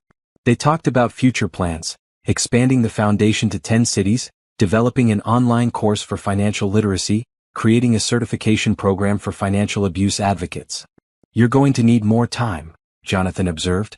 "Between the business, the foundation, the book tour, and everything else." "I know. I'm thinking about hiring a CEO for the consulting business so I can focus on the foundation and advocacy work." "That makes sense. You've built something that can run without you being involved in every detail." Naomi thought about that. She had started Phoenix Financial Consulting as a way to process her trauma and help others. But it had grown beyond her wildest expectations. It was time to let it evolve into something bigger. Over the next few months, Naomi worked with a recruiting firm to find the right CEO. She interviewed several candidates before meeting Rebecca Sullivan, a forensic accountant with 20 years of experience and a passion for financial justice. "I've followed your work," Rebecca told Naomi during the interview. "What you've built is remarkable. I want to help it grow while maintaining its mission and integrity." Naomi hired Rebecca and spent the next month training her on operations, client protocols, and company culture. By December, Rebecca was fully leading Phoenix Financial Consulting while Naomi shifted to a board chair role. This freed Naomi to focus on the Restoration Foundation, which had become her true passion. The foundation was helping women who couldn't afford private services, the ones who needed help the most. She spent her days reviewing cases, training new forensic accountants, developing educational materials, and speaking at events about financial abuse awareness. The book launched in February to strong reviews and immediate bestseller status. Naomi's book tour took her to 15 cities in 3 weeks. At each event, hundreds of women showed up, some sharing their stories, others seeking advice, all looking for hope. You made me realize I wasn't crazy, one woman told Naomi at a signing in Chicago. My husband kept telling me I was bad with money, that I was irresponsible. But after reading your book, I had his finances analyzed. He'd been hiding $200,000. Stories like that one fueled Naomi through the exhausting tour. She was making a difference, reaching women who might never have questioned their financial situations otherwise. In March, Naomi was invited to speak at a United Nations Forum on Economic Empowerment for Women.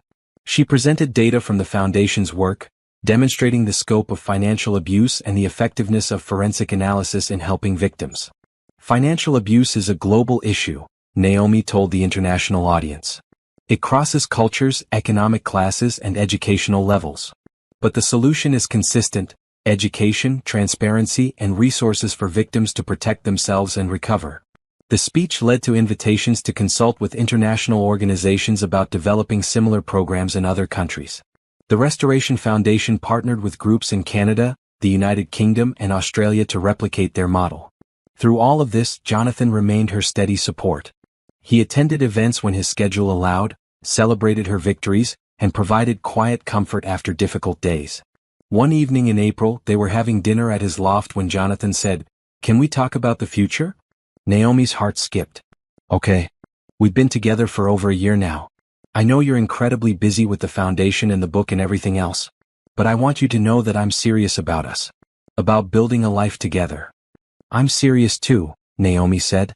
"I'm not proposing tonight," Jonathan clarified with a smile. "But I wanted you to know that's where I see this heading. When you're ready. No pressure." Naomi felt warmth spread through her chest. A year ago, the thought of marriage would have terrified her. Now, with Jonathan, it felt like a natural progression. "I appreciate you telling me," she said.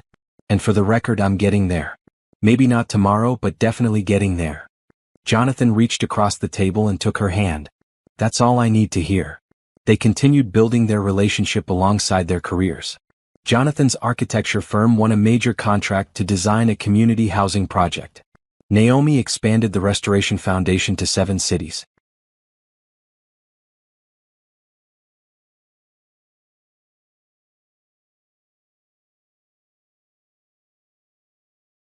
"That was incredible," Jonathan said, kissing her cheek. "How does it feel to be officially award-winning?" "Surreal," Naomi admitted. "Sometimes I still can't believe this is my life." "Believe it? You earned every bit of it." They flew back home the next morning. Naomi had meetings scheduled all week: foundation board review, new hire interviews, podcast recording, and planning sessions for the annual gala. But first, she had promised to visit her mother, who had been following Naomi's journey with pride and occasional concern about her overwhelming schedule. Naomi's mother, Helen, greeted her with a tight hug at her suburban home. "My daughter, the award-winning advocate. Your grandmother would be so proud." They sat in the kitchen over coffee and her mother's homemade lemon cake. Helen had been Naomi's rock during the darkest days after Trevor's betrayal, never saying, "I told you so," even though she had never fully warmed to him. "How are you really doing?" Helen asked, studying Naomi's face the way only mothers can. Not the professional success. "Naomi. I'm good, Mom. Really good. Better than I've been in years." "And Jonathan? Things are still going well?" "They are. He's patient and kind and honest. Everything Trevor wasn't." Helen nodded approvingly. "He treats you the way you deserve to be treated." "I can see that." "I think I might marry him," Naomi said quietly. "Not tomorrow, but eventually. When I'm completely ready." "Are you scared?" Helen asked gently. "Sometimes. The idea of trusting someone that completely again is terrifying. But Jonathan makes it feel possible. Your grandmother used to say that strength isn't the absence of fear, it's moving forward despite the fear." Helen squeezed Naomi's hand. "You've already shown more strength than most people ever will. If you decide Jonathan is worth the risk, you'll be fine." Naomi thought about her grandmother often. The money Trevor had stolen had been meant to secure Naomi's future. Instead, it had funded his betrayal. But in the process of recovering from that theft, Naomi had built something her grandmother would have valued more: a legacy of helping other women. "I wish Grandma could see what I've built," Naomi said. "She can. And she's proud." Helen's eyes were bright with tears. "I'm proud. You took something terrible and turned it into something beautiful." That weekend, Jonathan invited Naomi to his parents' lake house. They spent Saturday on the water, swimming and talking about everything and nothing. That evening, as they watched the sunset from the dock, Jonathan said, "I have something for you." He pulled a small wooden box from his pocket. Naomi's heart raced. "Before you panic," Jonathan said with a smile, "it's not what you think. Not yet, anyway." He opened the box to reveal a delicate silver bracelet with a small phoenix charm. "I saw this and thought of you," Jonathan explained. "Rising from ashes, becoming stronger, helping others rise too. That's who you are." Naomi felt tears prick her eyes as Jonathan fastened the bracelet around her wrist. "It's perfect. Thank you." "When I do propose," Jonathan said softly, "and I want you to be completely sure. No doubts. No fear. Just certainty that I'm someone you can trust with your heart." "I'm getting there," Naomi promised. "Closer every day." They kissed as the sun set over the lake, and Naomi felt something she hadn't felt in years, pure, uncomplicated happiness. The following month, the Restoration Foundation's annual gala was the biggest yet. 500 attendees filled the ballroom. The event raised over $600,000, enough to fund expansion to 5 more cities. During her speech, Naomi announced a new initiative, the Phoenix Scholarship Fund, which would provide financial support for women returning to school or starting businesses after leaving abusive relationships. "Financial independence is crucial for safety," Naomi told the crowd. "Women often stay in abusive situations because they can't afford to leave. The scholarship fund will help remove that barrier." The announcement received enthusiastic applause and immediate donor commitments. After the event, Naomi stood with her core team, Nicole, Patricia, Robert, Rebecca Sullivan, and now Brittany, and looked at what they had built together. "We've come a long way from that first meeting in Patricia's office," Naomi said. "You've come a long way," Patricia corrected. "We just helped you get there." "No," Naomi said firmly. "We did this together. Every woman we've helped, every dollar we've recovered, every system we've changed, that's teamwork." Nicole raised her glass. "To teamwork." And to Naomi, who turned the worst day of her life into the best work of her life. They toasted and laughed and shared stories late into the night. December brought unexpected news. The district attorney called to inform Naomi that Trevor was being transferred to a minimum security facility for his final year of incarceration. He would be eligible for work release and could potentially be out in 9 months with good behavior. "How do you feel about that?" the DA asked. Naomi considered the question. 2 years ago, the thought of Trevor being released would have terrified her. Now she felt nothing but indifference. "It doesn't matter," she said honestly. "Trevor is my past. My future has nothing to do with him." "That's healthy," the DA said approvingly. Not many victims reached that point of closure. But Naomi realized it wasn't closure she felt. It was transcendence.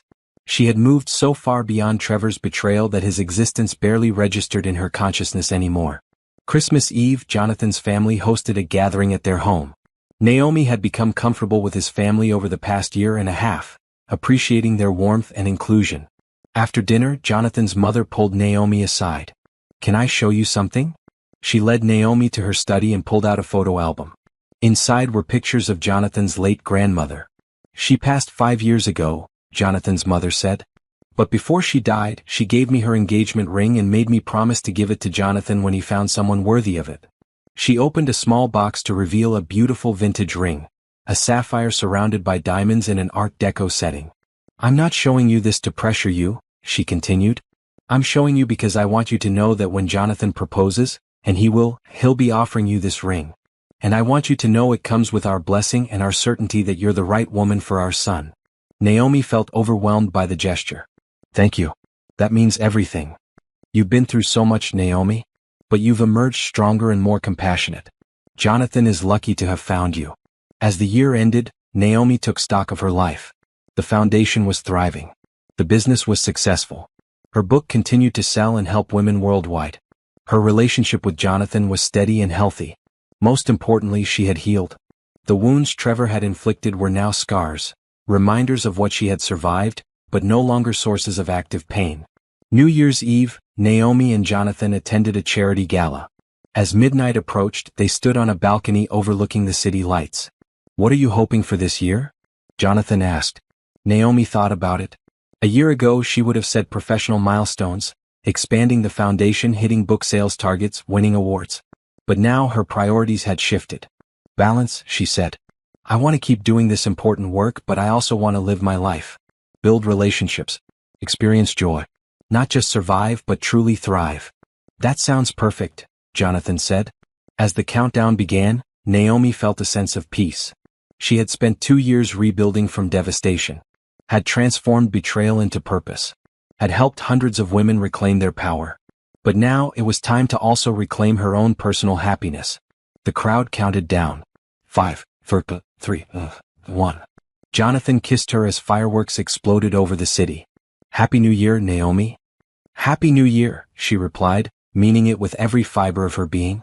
6 months later, Naomi stood in her office reviewing the foundation's latest impact report. They had now helped over 600 women across 17 cities. The scholarship fund had awarded 50 grants. The online financial literacy platform had 15,000 active users. Her phone rang. Jonathan's number. Hey, she answered. What's up? Can you meet me at the park? Our usual spot by the fountain? No. I have a meeting in an hour. This is important. Please? Something in his voice made Naomi agree. She drove to the park where they had their first real date, finding Jonathan waiting by the fountain in a suit instead of his usual casual wear. What's going on? Naomi asked, suddenly nervous. Jonathan took both her hands. 2 years ago, I met a woman at a fundraiser. She was brilliant and passionate and beautiful, but she was also wounded, healing from a betrayal that would have destroyed most people. Naomi's heart began to race. I watched her transform that wound into a mission, Jonathan continued. Watched her help hundreds of women. Watched her become not just a survivor, but a warrior. And I fell in love with her strength, her compassion, and her unwavering commitment to making the world better. He dropped to one knee, pulling out the Art Deco ring his grandmother had left. Naomi Washington, you've shown me what real strength looks like.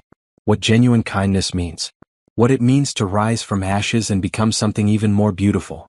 Will you marry me? Naomi looked down at this man who had been patient with her healing, supportive of her mission, and honest in all their interactions. Who had proven through consistent actions that he was worthy of trust. The fear she had carried for so long dissolved. In its place was certainty. Yes, she said, tears streaming down her face. Yes, I'll marry you. Jonathan slipped the ring on her finger and stood to kiss her. Around them, people who had been watching applauded. That evening, Naomi called her mother, Nicole, and her team to share the news. Everyone celebrated, already planning engagement parties and wedding details. But what Naomi felt most was gratitude. Gratitude for the journey that had brought her here. For the betrayal that had nearly destroyed her but instead forged her into something stronger. For the people who had supported her. For the women she had helped. For this second chance at love with a good man. Trevor had tried to take everything from her. Instead, he had given her the opportunity to discover her true strength and purpose. She had risen from the ashes of his betrayal.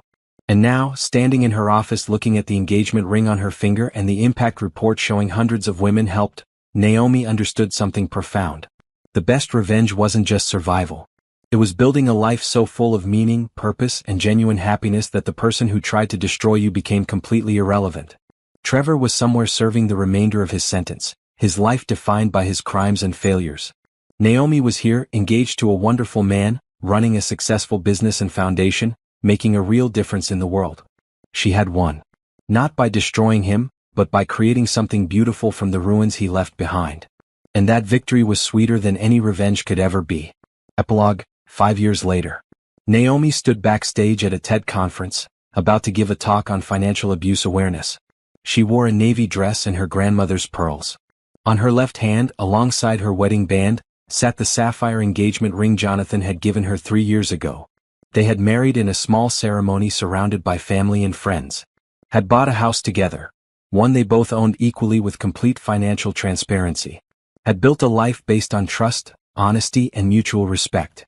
The Restoration Foundation now operated in 35 cities across the country and had international partnerships in 12 countries. They had helped over 2,000 women recover more than $80 million. The scholarship fund had awarded 300 grants. Phoenix Financial Consulting, under Rebecca's leadership, had grown to 50 employees across multiple offices. Naomi had written a second book about financial literacy for young adults. She served on boards of 3 national organizations focused on economic empowerment. And in her spare time she was raising her daughter, 1-year-old Grace Helen Hayes, named for her grandmother and great-grandmother.